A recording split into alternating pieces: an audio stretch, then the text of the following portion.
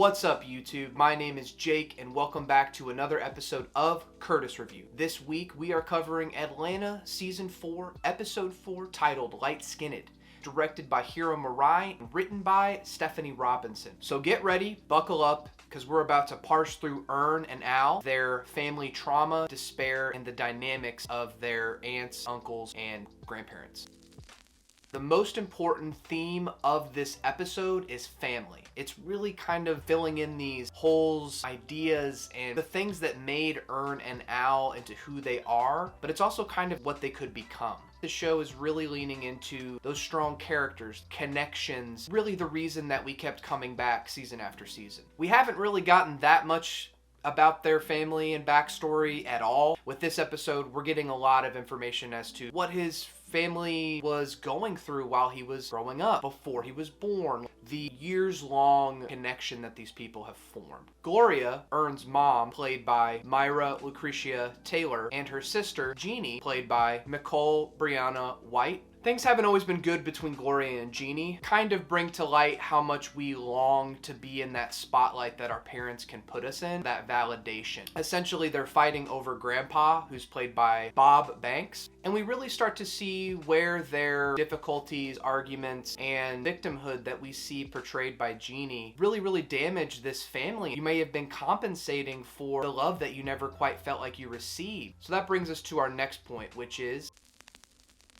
Jeannie makes a comment after she ropes all of the family members, another sister, Willie, played by Cat Williams, as well as Gloria, really figure out what happened to their dad. You really start to see her true colors come out as she brings up the fact that been mistreated her entire life because she's light-skinned. I think it's important to look into how this topic is broached. I imagine black audiences, this is going to be pretty comedic. The family interactions, the way that Cat Williams plays Willie so well here, but there are some really heartbreaking moments where Jeannie really says some mean things to Gloria. This like back and forth toxicity. A lot of this family is built upon financial interactions. The fact that Jeannie wants to keep Grandpa around for the pension checks says a lot about her. Her making the claim that they viewed her differently based on skin color has nothing to do with how they treat her or how they view her. Jeannie's undying urge to make this dad napping about her, it's really crushing when Jeannie shows up with Ern to the music studio, crashing a game of Uno between Paperboy and Gunna. Al immediately outs himself as being in on this family feud. This brings us to our other major plot point, which is about Ern's father, Raleigh, played by Isaiah Whitlock Jr.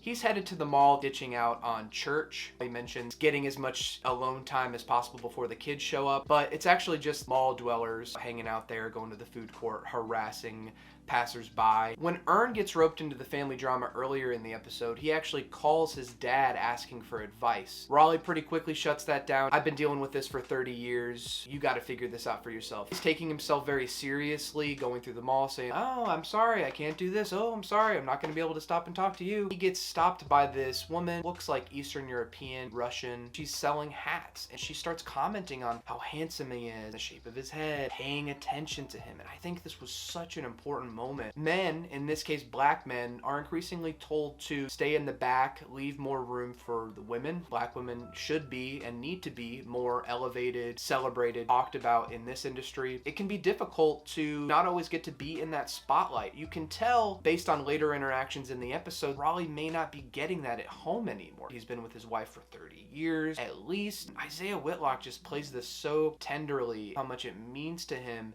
that this woman is paying attention to him. In this world, black men here are undervalued, often viewed in a negative connotation. Unfortunately, he's not able to escape the mall quickly enough as he hears somebody say, "Hey, Pops," starts clowning him for his hat. My God, I just think Whitlock is so good in this role. He agrees to take the picture even while they're kind of clowning on him. Again, like a great kind of sitcom moment, what it's like for the father figure. So this brings us to our final scene where it's all about that bread.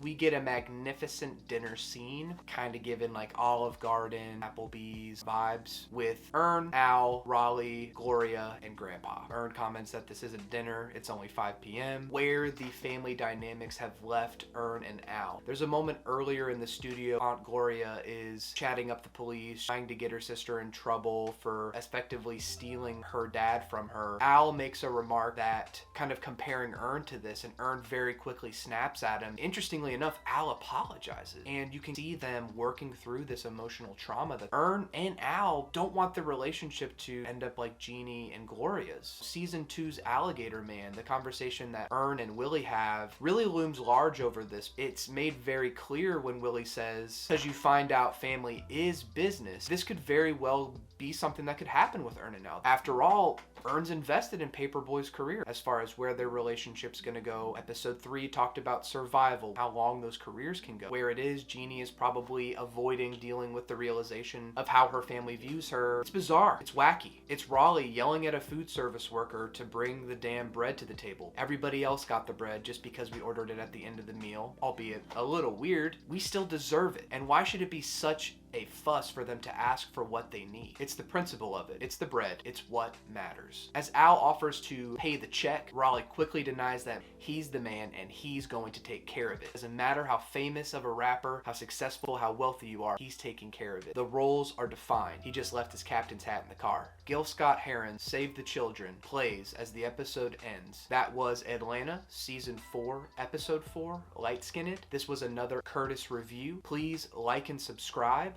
Peace.